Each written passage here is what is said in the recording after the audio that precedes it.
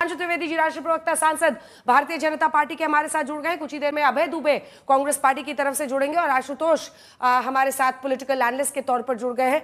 आशुतोष जी के पास जाएं उससे पहले सुधांशु जी, आपने पवन जी को सुना, वो कह रहे हैं नफरत फैलाने वाले, और यही लाइन में फिर से वो बार बार ये कह रहे हैं हिंसा और सांप्रदायिकता फैलाने वाली एक पार्टी के खिलाफ हमारा प्रस्ताव है, और वो कह रहे थे कि हड़पने नहीं देंगे सरदार वल्लभ भाई पटेल की विरासत। देखिए, इससे पहले आपके कार्यक्रम में दिखाया जा रहा था, राहुल गांधी ने कहा कि यहां गुजरात में कांग्रेस की आत्मा, बिल्कुल गुजरात से महात्मा गांधी भी गुजरात से ही थे, कांग्रेस के सरदार पटेल भी गुजरात से ही थे, पर एक और नेता भी गुजरात से ही थे, मोहम्मद अली जिन्ना, और उन्होंने 1904 में कांग्रेस ज्वाइन किए थे, और अभी वक्फ संशोधन वाला बिल पारित हुआ है। मैं याद दिलाना चाहता हूं कि 1913 में बतौर कांग्रेस सदस्य इंपीरियल लेजिस्लेटिव काउंसिल में अप्रैल 1913 में वक्फ अल औलाद के समर्थन में जिन्ना ने जो शब्द बोला था, आपके लाखों दर्शक सुन लें, यह मामला मुस्लिम भावनाओं से जुड़ा है, तो where does the issue of public policy arises, यानी इसमें सरकार का कोई हस्तक्षेप नहीं होना चाहिए। 1913 से 2013 आते आते लगता है ये कांग्रेस की आत्मा में तो जिन्ना की आत्मा प्रवेश कर गई है। अब कहां गांधी और पटेल रह गए हैं?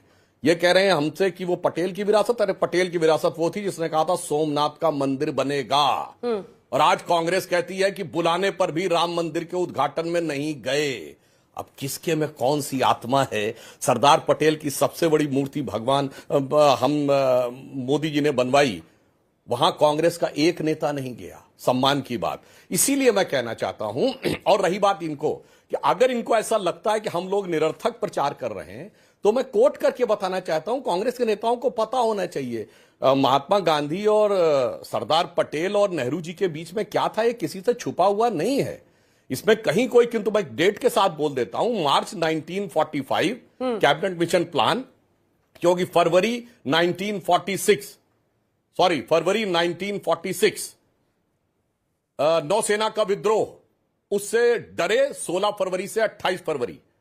उसके बाद मार्च 1946 कैबिनेट मिशन प्लान, जिसके तहत यह तय हुआ कि कांग्रेस का अंतरिम अध्यक्ष, जो अध्यक्ष होगा वही अंतरिम सरकार का बनेगा प्रधानमंत्री। तो 26 अप्रैल 1946 कांग्रेस की बैठक, जिसमें मौलाना आजाद को स्टेप डाउन कराया गया, और अध्यक्ष के लिए केवल एक वोट पट्टाभी रमैया को और एक वोट कृपलानी को, बाकी सारे वोट सरदार पटेल को, और 0 वोट नेहरू को। और यह बात अगर किसी को समस्या हो तो कृपलानी ने अपनी किताब माई डेज विद गांधी में लिखा है कि जब सरदार पटेल की तरफ देखा तो गांधी ने एक चिट आगे बढ़ाई, और वो चिट कृपलानी ने सरदार पटेल को दी, सरदार पटेल ने उसको पढ़ा, और उसके बाद ऐसा विचित्र लोकतांत्रिक निर्णय हुआ कि कोई अपना कैंडिडेचर वापस कर ले, समझ में आता है, पर अपने वोट ट्रांसफर कर दे, ये कहा गया वोट ट्रांसफर। फिर दूसरा ना इनको पता हो तो मौलाना आजाद, जो उस समय अध्यक्ष थे, उन्होंने अपनी किताब इंडिया विंस फ्रीडम के जो आखिरी के 40 पन्ने हैं उनमें लिखा है। अरे बहुत कुछ लिखा हुआ है, इसीलिए हम कह रहे हैं आज हकीकत में कांग्रेस तो अपनी उस आत्मा से बहुत दूर चली गई। गुजरात की धरती पर जाके उन्हें सोचना चाहिए महात्मा गांधी की आत्मा क्या थी। उनका राजनीतिक दर्शन था राम राज्य, उनका नित्य का भदन था रघुपति राघव राजा राम, उनका अंतिम शब्द था हे राम। और जिस दिन 2007 में इन्होंने कहा कि राम तो काल्पनिक थे, आत्मा की हत्या तो उस दिन कर दी थी। इसीलिए इतना आसान नहीं है इनके लिए वो कर पाना। देश बहुत आगे जा चुका है और कांग्रेस बहुत पीछे जा चुकी है। कांग्रेस जिन्ना के कदम पे जा रही है और हम लोग पटेल के कदम पे जा रहे हैं। आशुतोष जी को हंसी आ रही है, लेकिन मैं पूछूंगी आपकी हंसी का सबब, लेकिन उससे पहले अभय दुबे जी, ये सच है कि ये महात्मा गांधी का गुजरात है, ये सच है कि ये सरदार वल्लभ भाई पटेल का गुजरात है, लेकिन आज ये प्रधानमंत्री नरेंद्र मोदी का भी गुजरात है। वही गुजरात जहां पर पंचायत से पार्लियामेंट तक बीजेपी का कब्जा है। 95 से लगातार 7 विधानसभा चुनाव जीतने का रिकॉर्ड बीजेपी के पास है। किसी राज्य में लगातार 27 साल का रिकॉर्ड उनका नहीं है। 22 गुजरात में अब तक सबसे ज्यादा 156 सीट जीतने का रिकॉर्ड है विधानसभा में, और जिस तरह से लगातार वहां पर, ये देखिए, ये पूरा उनका ट्रैक रिकॉर्ड है। तो उस गुजरात में, उस गढ़ में जाकर आप लोग दे रहे हैं चुनौती, इसको तो तोड़ ही नहीं पा रहे हैं आप लोग। अंजना जी, एक बुनियादी अंतर समझना पड़ेगा। जिन्ना की दुहाई देने वालों को ये बात समझ में आनी चाहिए कि जिन्ना की मजार पर चादर चढ़ाने वाले लोग। जी दोस्तों, अभिषेक ऑफिशियल टीवी में आपका स्वागत है। आपने इस टीवी डिबेट की वीडियो में सुना होगा सुधांशु त्रिवेदी जी ने कहा कि आशुतोष जी ने कुछ बातें कही, कांग्रेस किस तरह की राजनीति करती है। तो कांग्रेस को अभी बहुत सारे जातिवाद तो हर कोई पार्टी करती है, लेकिन कांग्रेस को ज़्यादा बोला जाता है कि मुस्लिमों की राजनीति करती है, उन्हें हिंदुओं को वोट नहीं चाहिए होता है। लेकिन ऐसा नहीं है, हर कोई पार्टी बिना जात की राजनीति नहीं करती और हिंदू मुस्लिम नहीं करती तो उनको वोट नहीं मिलता। आप मानते हैं? कमेंट कीजिएगा और ये वीडियो देखने के लिए हमारे साथ जुड़े रहे, चैनल को सब्सक्राइब कर लीजिएगा दोस्तों, और बने रहिए लास्ट तक। सुधांशु त्रिवेदी जी को गूगल बाबा भी कहा जाता है क्योंकि उनके पास हर चीज़ का जवाब होता है। पैसे से अपनी पार्टी को जिंदा करने वाले लोग। जनसंघ को चंदा किसने दिया? तब जनसंघ बना, नहीं तो जनसंघ का वो अस्तित्व ही नहीं होता। जिन्ना के परिवार से पोषित होते रहे। क्या ये महात्मा गांधी की विचारधारा का रास्ता है जो प्रधानमंत्री मोदी ने अपने प्रांत में अपनाया? मुझे बताइए। उनका चश्मा तो उधार लिया, लेकिन उनका दृष्टिकोण उठाकर कूड़ेदान में फेंक दिया इन लोगों ने। क्या सांप्रदायिक ध्रुवीकरण का रास्ता महात्मा गांधी का रास्ता था? उन्होंने तो अपना सर्वस्व, अपने प्राण न्यौछावर कर दिए। नाथूराम गोडसे में साहस नहीं था, मारता ना जिन्ना को गोली। क्यों मारी? एक उस आदमी को जो कहता था कि राजनीति धर्म की अनुचरी है, धर्म के बगैर राजनीति निष्प्राण है। और खुद इन्होंने कहा, राम जी का गुणगान करते थे वो। 8 फरवरी 1948 को सरदार वल्लभ भाई पटेल ने चिट्ठी लिखी। सरदार पटेल की भी हत्या की साजिश रची जा रही थी। आप चौंक जाएंगी, आप हतप्रभ रह जाएंगी। श्यामा प्रसाद मुखर्जी को चिट्ठी लिखी कि जिस आदमी को तुम जेल से छुड़ाने की बात करते हो, श्यामा प्रसाद मुखर्जी साहब, वो मुझे और पंडित नेहरू को कहता है कि जहां मिले वहां सार्वजनिक रूप से फांसी पर चढ़ा दो। ये इनके वैचारिक अंतर है और बंटवारे का खलनायक बताते थे। अबे जी एक सेकंड, आज भी मैं चाहती हूँ कि हम लोग 2025 में वापस लौटे। 2025 में वापस लौटे। आप दोनों से मेरा निवेदन है 25 में लौटते हैं और आप ही बोलिए, एक सवाल का बस जवाब दीजिए कि ऐसा क्या लगा कांग्रेस पार्टी को जिसकी वजह से उनको लग रहा है कि पटेल और पटेल की विरासत को उनको वापस लेने की जरूरत पड़ेगी? मतलब थोड़ा डर भय बैठ गया क्या कि उनकी तरफ, मतलब उन्होंने अपना लिया है? अब सुधांशु जी मुस्कुरा रहे हैं।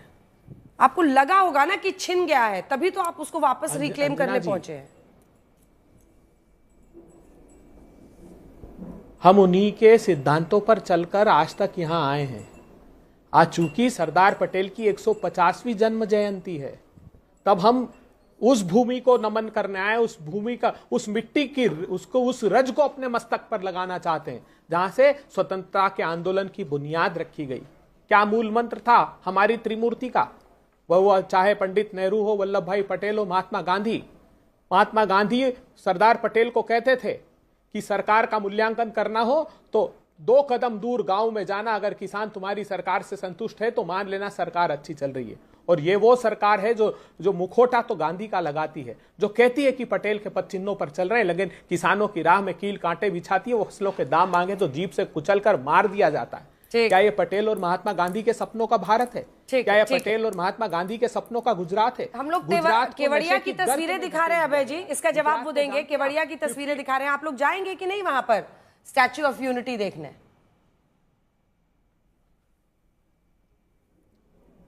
सरदार पटेल प्रतिमानों में बसते थे अपने। 3000 करोड़ की प्रतिमा में नहीं। एक बार व्हील पढ़िएगा उनकी। वो ऐश्वर्य के आडंबर से किनारा कर चुके थे खुद। वो इस वैभवशाली परंपरा के नहीं है। मैं कोई नकारात्मक बात नहीं करना चाहता, लेकिन माफ कीजिएगा, जिसने पटेल को पढ़ा नहीं, जिसने पटेल के आचरणों पे, उनके पदचिन्हों पे चलना नहीं सीखा, वो प्रतिमाएं बनाएंगे, प्रतिमान स्थापित नहीं करेंगे। जवाब दीजिए इसका सुधांशु। विश्वास मानिए। सुधांशु जी इसका जवाब दीजिए, फिर मैं जाऊंगी आशुतोष के आश्रम में। वो आचरण की बात कर रहे हैं, कह रहे हैं आप लोग आवरण में रह गए। अभय दुबे जी को नहीं, मैं आवरण बिल्कुल यथार्थ जवाब दे रहा हूँ। बिल्कुल अभय दुबे जी स्टूडियो पर ऑर्गेनाइज किया गया था। अंजना कश्यप एंकर है, आए हुए लोग हैं सुधांशु त्रिवेदी, अभय दुबे, आशुतोष पाठक, ये सारे लोग आए हुए थे और सब लोगों ने अपनी अपनी राय को रखा। और आप लोगों ने सुना होगा सुधांशु त्रिवेदी जी ने जो भी बयान दिया वो अपने फैक्ट के ऊपर दिया और बाकी सारे रिसर्च के बाद वो बोलते हैं। आपको क्या लगता है कमेंट कीजिएगा और ऐसी वीडियो देखने के लिए हमारे चैनल को सब्सक्राइब कर लीजिएगा। जाते जाते आप सभी के धन्यवाद वीडियो देखने के लिए। ऐसे ही अपना दुलार प्यार देते रहिए। तो मिलते हैं एक अगली वीडियो में अगली टॉपिक के साथ। तब तक के लिए जय हिंद जय भारत।